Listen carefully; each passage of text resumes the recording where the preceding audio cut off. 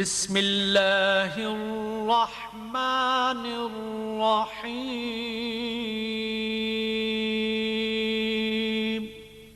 شروع اللہ کے نام سے جو بڑا مہربان نہایت رحم والا ہے۔ میرے محترم و معزز سامعین کرام،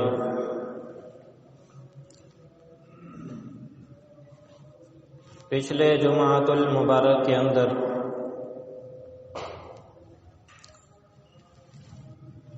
موت کے عنوان پر کچھ گفتگو عرض کی تھی۔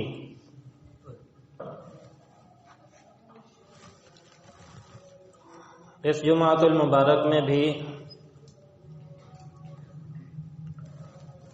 کچھ باتیں اسی حوالے سے عرض کروں گا۔ دعا ہے اللہ مجھے اور آپ کو سمجھنے کی، عمل کرنے کی توفیق نصیب فرمائے۔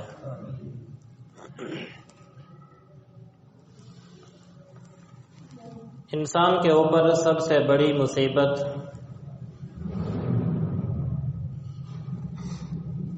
جو آنے والی ہے وہ موت ہے۔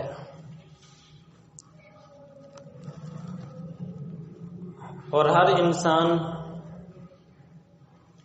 مصیبت سے بچاؤ کے لیے، پریشانی سے بچنے کے لیے پلاننگ کرتا ہے، کیونکہ انسان کو اللہ رب العزت نے سوچ اور سمجھ عطا فرمائی ہے، اسی لیے یہ کل کے بارے میں سوچتا ہے۔ باقی دنیا کی کوئی مخلوق کل کے بارے میں نہیں سوچتی۔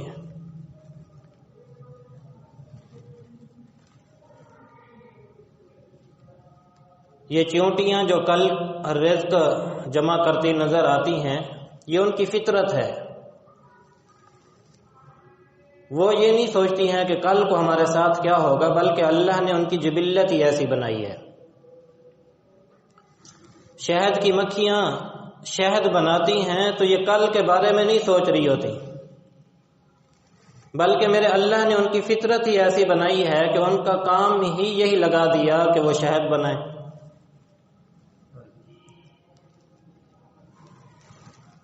اور اللہ رب العزت نے بھی انسان کو کل کے بارے میں سوچنے کا حکم فرمایا۔ فرمایا اتقوا اللہ ولتنظر نفس ما قدمت لغد۔ اللہ سے ڈرو اور دیکھو کہ تم لوگ کل کے لیے کیا بھیج رہے ہو۔ اور انسان پہ سب سے بڑی مصیبت ہی تبھی ٹوٹتی ہے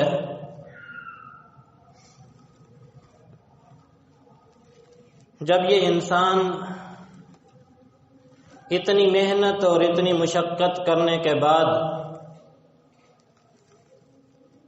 اتنی تکلیفیں جھیلتا ہے دنیا کے اندر اور بڑے خوبصورت گھر محل یہ بناتا ہے، اور پھر ایک دن یہ انسان سب کچھ کو چھوڑ کر قبر کی طرف روانہ ہو جاتا ہے۔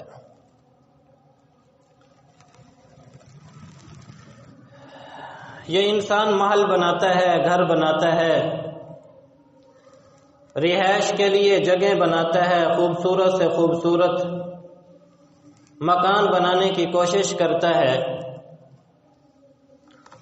اور صرف انسان ہی نہیں،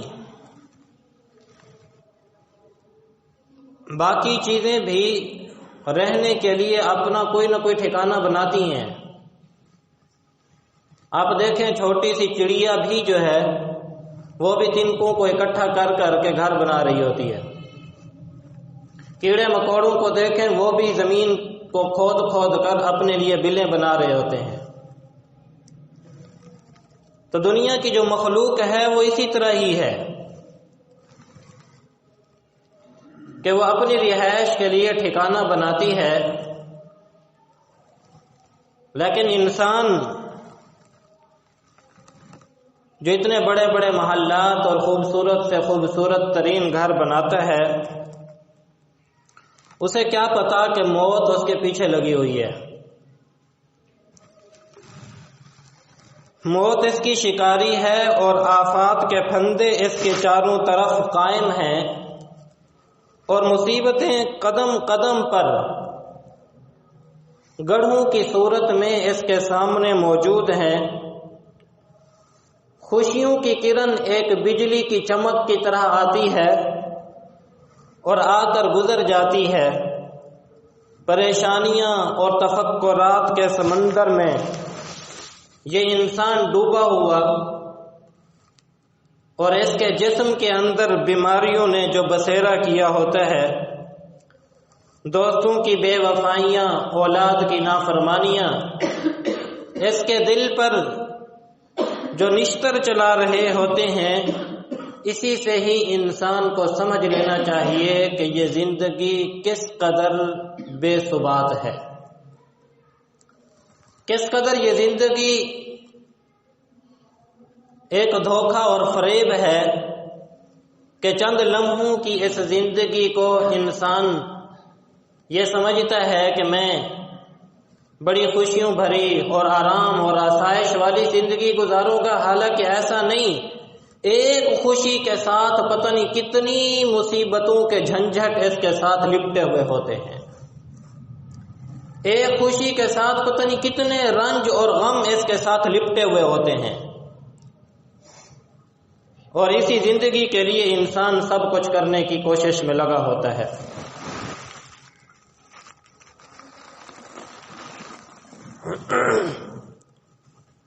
ایک مرتبہ ایک شخص حضرت عیسیٰ علیہ السلام کے پاس بڑی حیرانی اور پریشانی کے عالم میں آیا۔ گھبراہٹ کے آثار اس کے چہرے سے نمایاں تھے، اور آ کر کہنے لگا حضرت عیسیٰ علیہ السلام سے کہ حضرت میں نے آج ایک عجیب خواب دیکھا ہے۔ خواب یہ دیکھا ہے کہ میں ایک جنگل کے اندر ہوں، اچانک کہیں سے ایک شیر نکلتا ہے اور وہ شیر میرے پیچھے لگ جاتا ہے۔ میں اس سے بھاگتا ہوں کہ اچانک میرے سامنے ایک کنواں آتا ہے، اور ایک درخت کی شاخیں جو ہیں اس کنویں کے اندر جا رہی ہیں۔ تو میں شیر کے ڈر سے کنویں کے اندر اترنے کی کوشش کرتا ہوں کہ ان شاخوں کو پکڑ کر تاکہ میں کنویں کے اندر اتر جاؤں۔ اب جیسے ہی میں نیچے کچھ پہنچتا ہوں تو مجھے نظر آتا ہے کہ کنویں کے اندر پانی تو نہیں ہے، بلکہ وہاں پر ایک بہت بڑا اژدہا منہ کھولے ہوئے میری طرف دیکھ رہا ہے، گویا کہ وہ میرا ہی انتظار کر رہا ہے۔ اب میں پریشان ہوتا ہوں کہ پیچھے میرے شیر لگا ہوا تھا، اس سے ڈر کر بھاگا اور کنویں کے اندر اترنے کی کوشش کی تو آگے بھی سانپ ایک اژدہا بیٹھا ہے جو میرے ہی انتظار میں ہے۔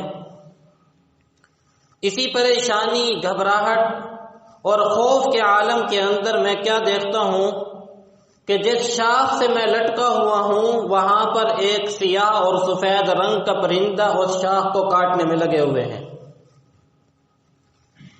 فرماتے ہیں کہ بس مجھے یوں محسوس ہوا کہ اب تو میں مرا ہی مرا، میری موت قریب ہی ہے۔ اسی پریشانی اور گھبراہٹ کے عالم کے اندر میری آنکھ کھل جاتی ہے۔ تو حضرت عیسیٰ علیہ السلام فرمانے لگے کہ اے بندے،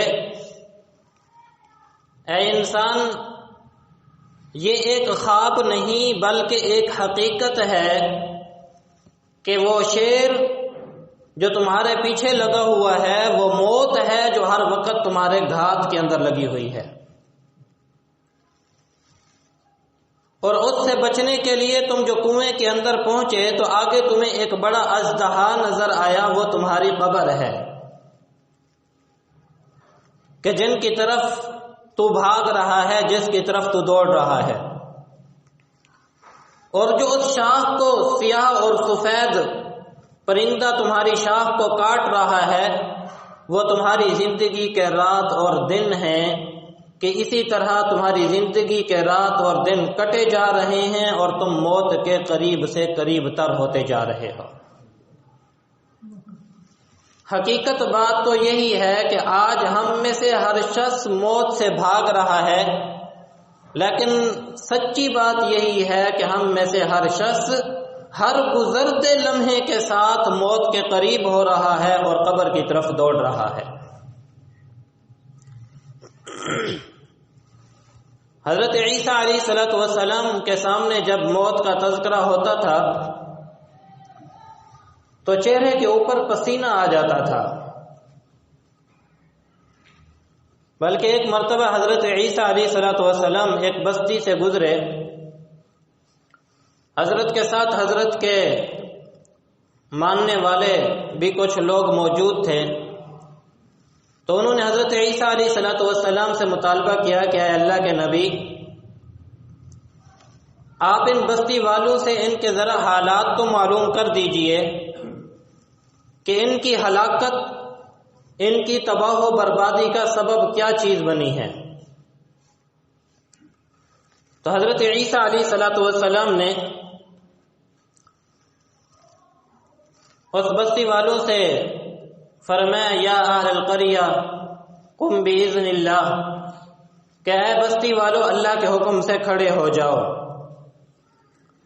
وہ سب بستی والے کھڑے ہو گئے، پوچھا ماذا جنایتکم وماذا سبب ہلاککم، کہ تم سے ایسی کیا غلطی سرزد ہوئی، کون سا ایسا گناہ سرزد ہوا، کون سے ایسے اسباب ہیں جن کی وجہ سے تم تباہ و بربادی کے دہانے میں جا پہنچے۔ تو آواز آئی حب الدنیا و صحبت الطواغیت، کہ اللہ کے نبی ہم لوگ دنیا کی محبت میں مبتلا ہو گئے اور طواغیت کی صحبت ہم نے اختیار کی۔ حضرت عیسیٰ علیہ السلام نے پوچھا وما صحبت الطواغیت، یہ طواغیت کی صحبت سے کیا مراد ہے؟ تو کہنے لگے اے اللہ کے نبی، برے لوگوں کی جو اللہ کے نافرمان تھے، بد کردار تھے، بد اخلاق تھے، ہم ان لوگوں کی صحبت میں اٹھا اور بیٹھا کرتے تھے۔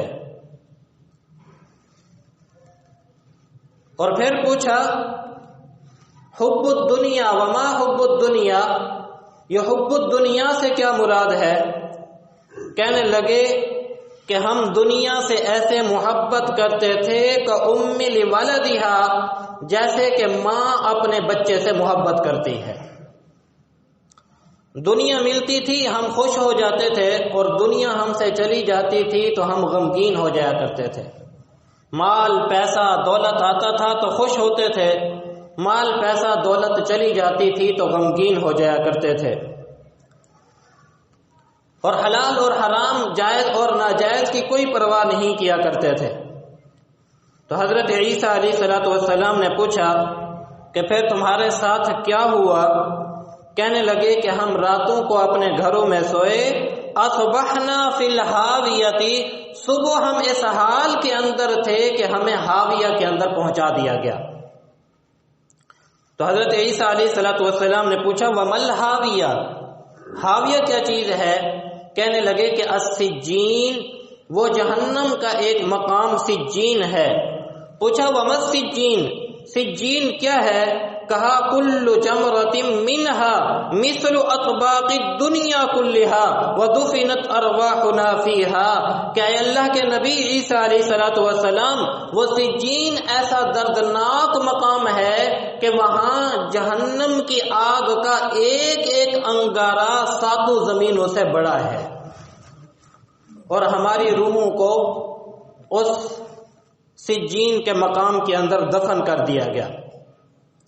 حضرت عیسیٰ علیہ السلام نے پوچھا کہ صرف تم ایک ہی بول رہے ہو، باقی کیوں نہیں بول رہے؟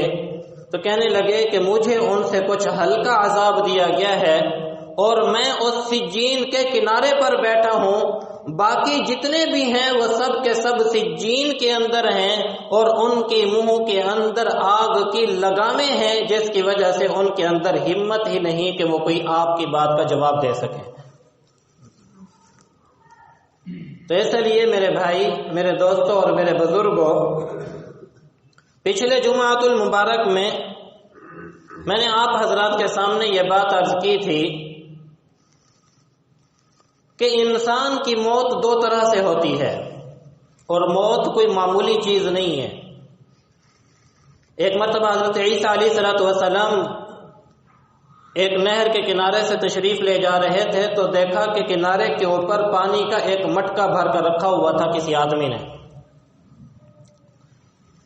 تو حضرت عیسیٰ علیہ السلام نے چاہا کہ چلے میں بھی اس مٹکے سے پانی پی لیتا ہوں۔ مٹکے سے پانی بھرا اور پینے لگے تو وہ انتہائی کڑوا تھا، یہاں تک کہ اس کی کڑواہٹ کی تلخی حضرت عیسیٰ علیہ السلام نے اپنے منہ کے اندر محسوس کی، تو بڑے حیران ہوئے کہ ساتھ ہی میٹھی نہر کا چشمہ چل رہا ہے، میٹھی نہر چل رہی ہے، پانی چل رہا ہے، تو اس کے ساتھ یہ کڑوا پانی اور مٹکے کے اندر بھر کے رکھا ہوا، بڑے حیران ہوئے۔ تو جب حیران ہوئے تو زبان حال سے مٹکے نے حضرت عیسیٰ علیہ السلام کو جواب دیا کہ اے عیسیٰ، اس میں حیران ہونے والی کوئی بات نہیں، مجھے موت کی کڑواہٹ نے اس حد تک مبتلا کر رکھا ہے کہ میرے اندر جو پانی آتا ہے وہ بھی کڑواہٹ کا شکار ہو جاتا ہے۔ حضرت عیسیٰ علیہ السلام نے اس سے پوچھا کہ موت کی کڑواہٹ اور تمہارے اندر وہ کیسے؟ کہنے لگے کہ کبھی میں کوزے کی شکل میں ہوتا ہوں، کبھی میں کنڈے کی شکل میں ہوتا ہوں، اور کبھی میں مٹکے کی شکل میں ہوتا ہوں، مجھے توڑا جاتا ہے بنایا جاتا ہے، توڑا جاتا ہے بنایا جاتا ہے، میں ہزاروں بار توڑ کر جو مٹکا بنایا جاتا ہوں، یہ جو میں ٹوٹتا ہوں میری موت واقع ہوتی ہے، اس موت کی کڑواہٹ میرے اندر اتنی ہے کہ میرے اندر آنے والا میٹھا پانی بھی کڑوا بن جاتا ہے۔ تو حقیقت اور سچی بات تو یہی ہے کہ موت کی کڑواہٹ واقعی ایسی ہے۔ حدیث مبارکہ کے اندر آتا ہے کہ نبی علیہ السلام نے ارشاد فرمایا کہ جب منکر نکیر کسی کی روح کو قبض کرنے کے لیے آتے ہیں تو یا وہ آدمی نیک بخت ہوتا ہے یا وہ آدمی بدبخت ہوتا ہے۔ اگر تو وہ آدمی نیک بخت ہوتا ہے تو اس کی روح کو قبض کرتے ہیں، اور روح کو قبض کر لینے کے بعد اس کی روح کو جنت سے لائے ہوئے ایک رومال کے اندر بند کرتے ہیں، جس رومال سے جنت کی خوشبوئیں مہک رہی ہوتی ہیں، اور پھر اس کی روح کو لے جا کر آسمان پر لے جاتے ہیں تو پہلے آسمان کے فرشتے پوچھتے ہیں یہ کون ہے، کس کا بیٹا ہے؟ کہا جاتا ہے کہ یہ فلاں بن فلاں ہے۔ کہتے ہیں اچھا، ایتھا الروح الطیب، واقعی یہ پاکیزہ روح ہے، اور روح فی الجسد الطیب، پاکیزہ جسم کے اندر ہی یہ روح تھی، لہذا مرحبا، اس کے لیے آسمان کا پہلا دروازہ کھول دیا جاتا ہے، اور ساتوں آسمانوں کے اندر اعلان کر دیا جاتا ہے کہ یہ اللہ کی پسندیدہ روح آ رہی ہے، اللہ کے پسندیدہ بندے کی روح آ رہی ہے، لہذا ہر آسمان پر اس کا استقبال کیا جائے۔ اور پھر جب یہ روح اللہ کے پاس پہنچتی ہے، اللہ اس سے ہم کلام ہوتے ہیں اور فرماتے ہیں کہ تمہارے لیے جنت کا وعدہ ہے، جاؤ لوٹ جاؤ اپنے جسم کے اندر، ہم تمہارے لیے قبر کو ہی جنت کا باغ بنا دیں گے۔ اور پھر اس کے لیے قبر، نبی علیہ السلام نے فرمایا کہ انتہائی کشادہ جہاں تک انسان کی نظر جاتی ہے وہاں تک اس کے لیے قبر کو کھول دیا جاتا ہے، جنت کی ٹھنڈی ٹھنڈی ہوائیں، میٹھی میٹھی ہوائیں اور خوشبوئیں اس کو اس قبر کے اندر پہنچائی جاتی ہیں، اور اس کے لیے جنت سے ایک بچھونا لایا جاتا ہے جس کو اس کے نیچے بچھا دیا جاتا ہے، اور کہا جاتا ہے نوم کا نومت العروس، ایسے سو جا جیسے پہلی رات کی دلہن سکون اور اطمینان کے ساتھ بستر پر آرام کرتی ہے۔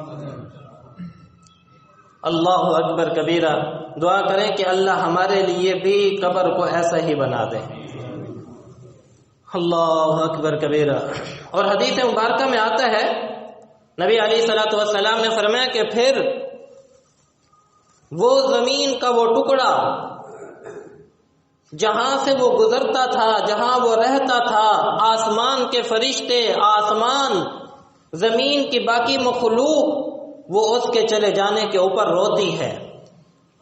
اللہ پوچھتے ہیں ماذا یبکی کا، تم اس کے چلے جانے پر کیوں رو رہے ہو؟ تو زمین کا وہ ٹکڑا جہاں پر وہ اللہ کا ذکر کیا کرتا تھا، اللہ کی یاد میں بیٹھا کرتا تھا، اللہ کے یاد کے ساتھ وہاں سے گزرا کرتا تھا، وہ کہتے ہیں کہ اے اللہ، اس نے آپ کو ہمیں آپ کی یاد سے آباد رکھا تھا، اللہ آج اس کے چلے جانے کے اوپر ہم بڑے ہی غمگین ہو رہے ہیں. تو نیک آدمی کے چلے جانے کے اوپر آسمان، آسمان کے فرشتے اور زمین کے وہ ٹکڑے جس کے اوپر بیٹھ کر چل کر اللہ کی یاد کے ساتھ یہ گزرا کرتا تھا، اس نیک آدمی کے چلے جانے کے اوپر یہ روتے ہیں. سبحان اللہ. کیسے ہی یہ اللہ کا پسندیدہ بندہ ہوتا ہے کہ صرف انسان ہی نہیں بلکہ دیگر مخلوقات بھی اس کے چلے جانے پر رو رہی ہیں.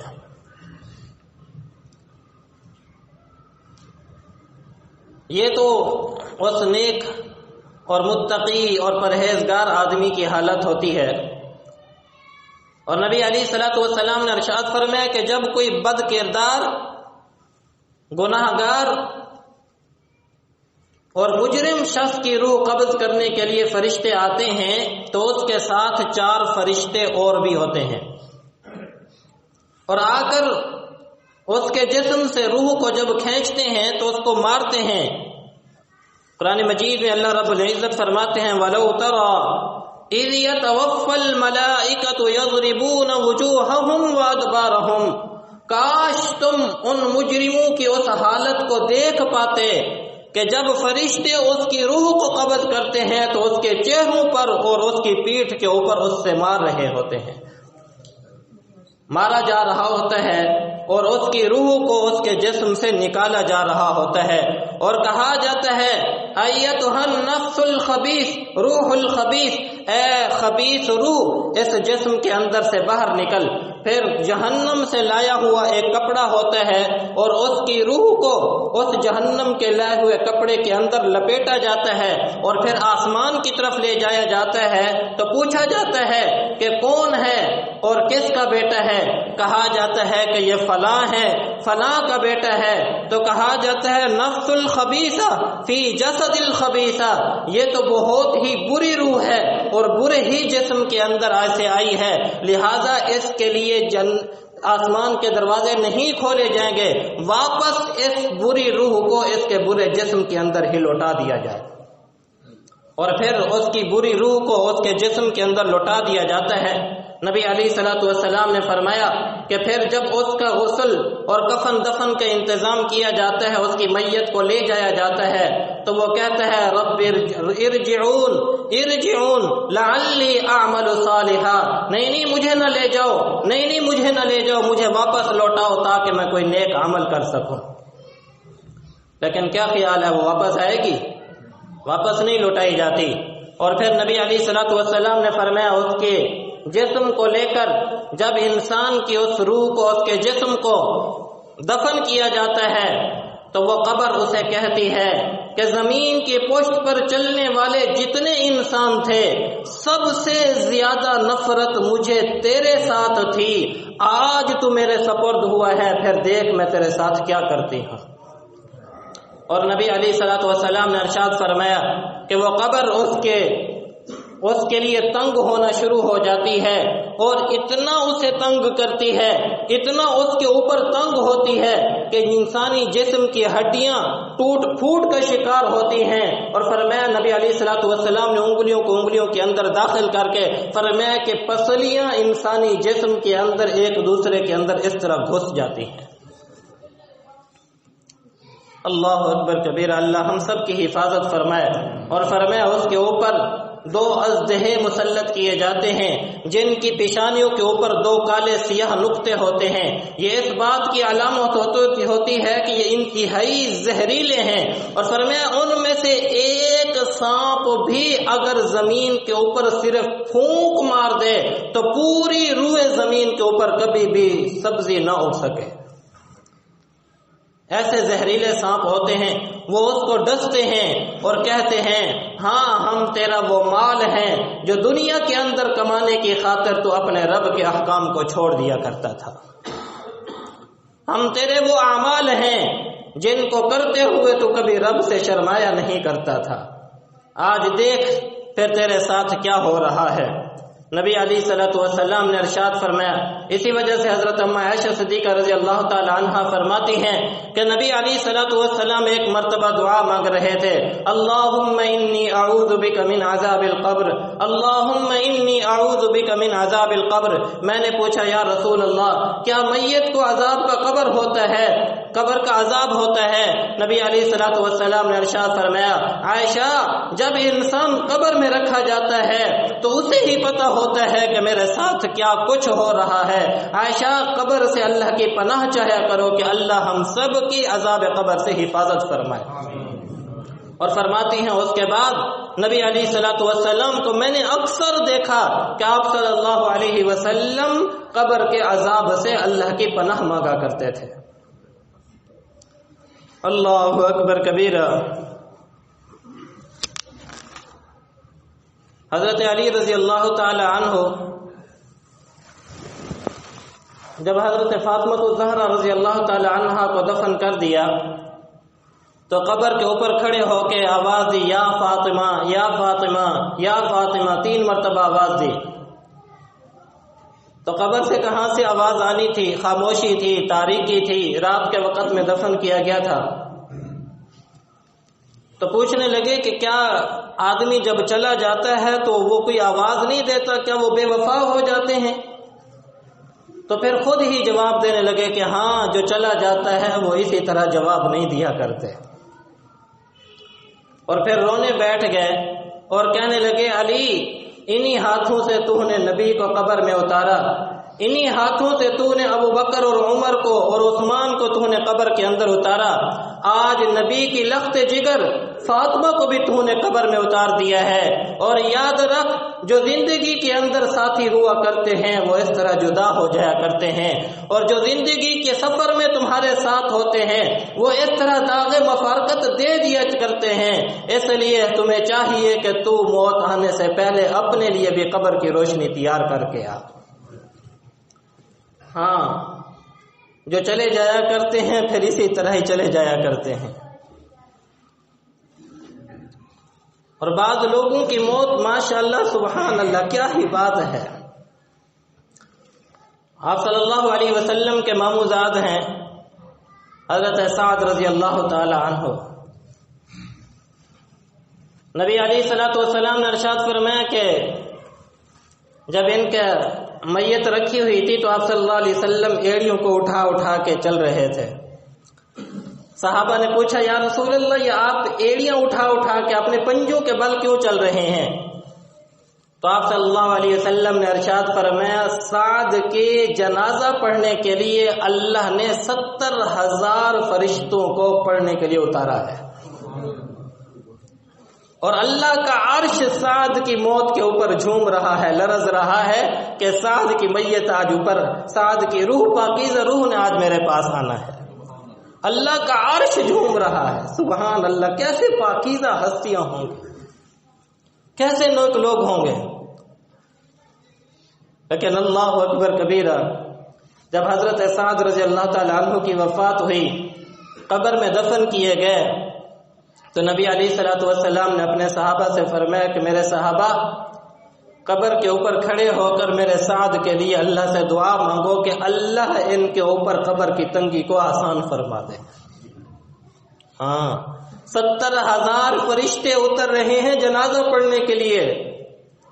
رب کا عرش جھوم رہا ہے کہ آج سعد کی روح ہمارے پاس آ رہی ہے. اور حالت یہ ہے کہ میرے نبی فرما رہے ہیں قبر کے لیے دعا کرو کہ اللہ سعد کے لیے قبر کی تنگی کو آسان فرما دے. تو یہ کوئی معمولی بات نہیں ہے۔ آج ہم لوگ جنازوں سے ایسے ہی قبرستان میں جاتے ہیں، قبروں میں دفن کر کے آ جاتے ہیں، کبھی نہیں محسوس کرنے کی کوشش کرتے ہیں۔ وہاں بیٹھ کر تھوڑی دیر عبرت کے لیے سوچ لیا کریں کہ جس طرح آج گڑھا ان کے لیے کھودا جا رہا ہے، میں نے بھی تو ایک دن قبر کے اندر اسی طرح ہی چلے آنا ہے۔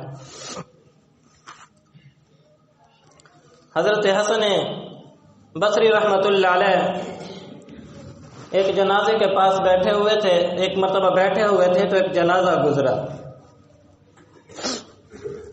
تو حضرت حسن بصری رحمۃ اللہ علیہ نے دیکھا کہ اس جنازے کے پیچھے ایک چھوٹی سی بچی جو ہے وہ پیچھے پیچھے روتی ہوئی جا رہی ہے۔ تو حضرت حسن بصری رحمۃ اللہ علیہ کھڑے ہوئے اور اس بچی کے پاس گئے تو وہ بچی حضرت حسن بصری رحمۃ اللہ علیہ سے لپٹ گئی اور رونے لگی اور کہنے لگی کہ ہے میرے بابا جان، آپ کے اوپر میرے اوپر آج کا دن بڑا عجیب دن آیا ہے کہ اس سے پہلے میرے اوپر اس سے زیادہ سخت دن کوئی نہیں آیا۔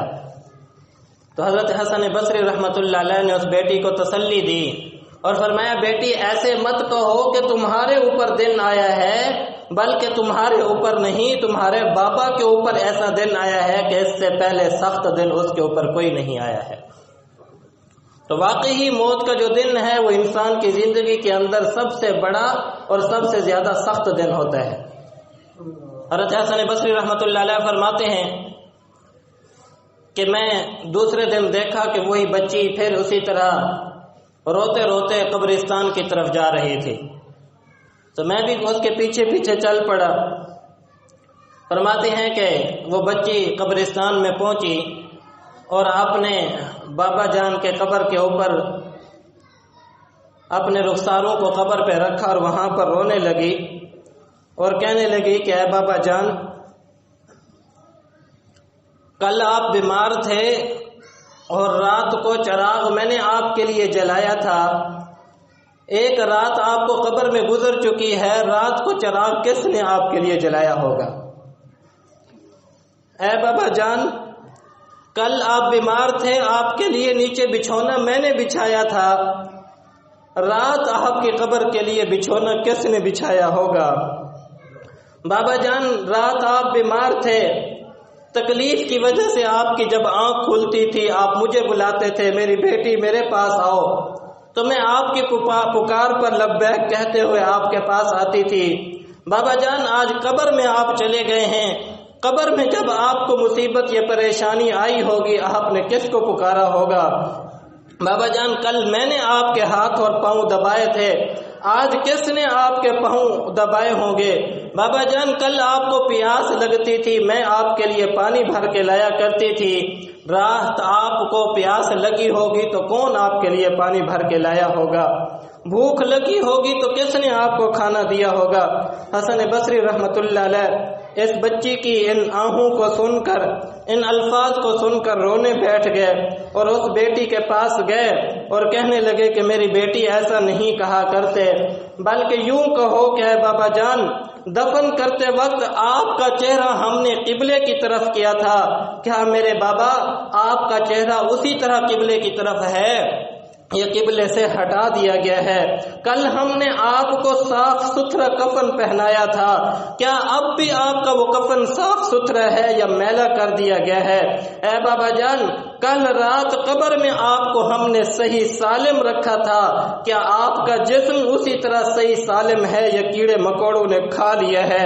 اے بابا جان، قبر کی پہلی رات ایمان کے بارے میں سوال ہوتا ہے، کچھ ایسے ہوتے ہیں جو ایمان کے بارے میں بتا دیتے ہیں کہ ہاں ہمارا اللہ ہے، ہاں ہمارے نبی صلی اللہ علیہ وسلم ہیں، اور کچھ لوگ ایسے بھی ہوتے ہیں جو افسوس کرتے رہتے ہیں، انہیں کوئی جواب نہیں آتا۔ اے بابا جان، کیا آپ نے ایمان کے بارے میں صحیح صحیح سوالوں کا جواب دے دیا ہے یا آپ سوالوں کے جواب نہیں دے سکے ہیں؟ اے بابا جان، حدیث میں آتا ہے کہ بعض لوگ ایسے ہوتے ہیں جن کے لیے قبر کشادہ ہو جاتی ہے، اور بعض لوگ ایسے بھی ہوتے ہیں جن کے لیے قبر تنگ کر دی جاتی ہے۔ اے بابا جان، آپ کے لیے قبر کشادہ کر دی گئی یا تنگ کر دی گئی ہے؟ اے بابا جان، بعض لوگ ایسے بھی ہوتے ہیں جن کے لیے قبر کے اندر جنت کا کفن لایا جاتا ہے، اور بعض لوگ ایسے بھی ہوتے ہیں جن کے لیے جہنم سے کفن لایا جاتا ہے۔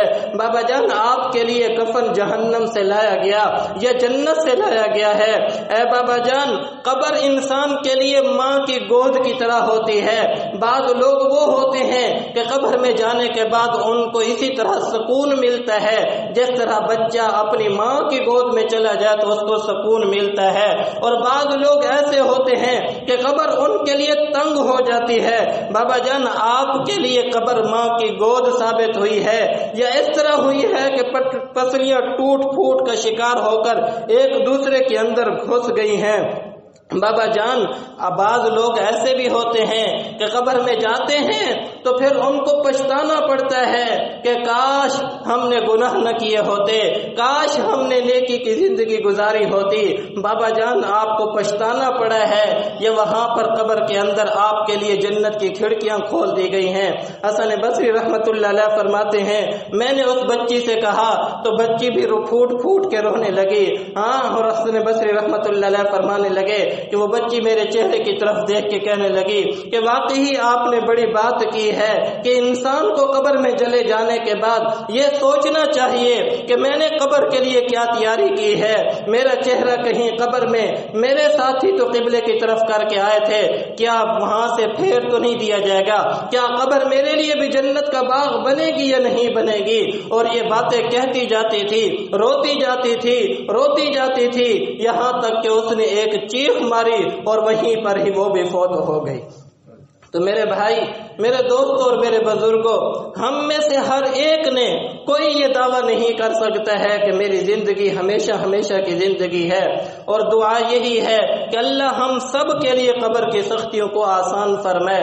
میرے بھائی، میں آپ کے سامنے ہاتھ جوڑ کے عرض کرتا ہوں، میرے ذہن میں تو یہی تھا کہ ہم لوگ جب اس موضوع کو بیان کرتے ہیں، میں اپنے لیے بھی اور اپنے نفس کو خطاب کر کے بھی آپ کے لیے بھی یہ بات عرض کرتا ہوں، آج اللہ رب العزت نے ہمیں موقع دیا ہے، وقت دیا ہے کہ آج ہم موت کی تیاری کر سکتے ہیں، اپنی قبر کو جنت کے باغ بنا سکتے ہیں، اپنی قبر کو راحت اور سکون کا گھر بنا سکتے ہیں۔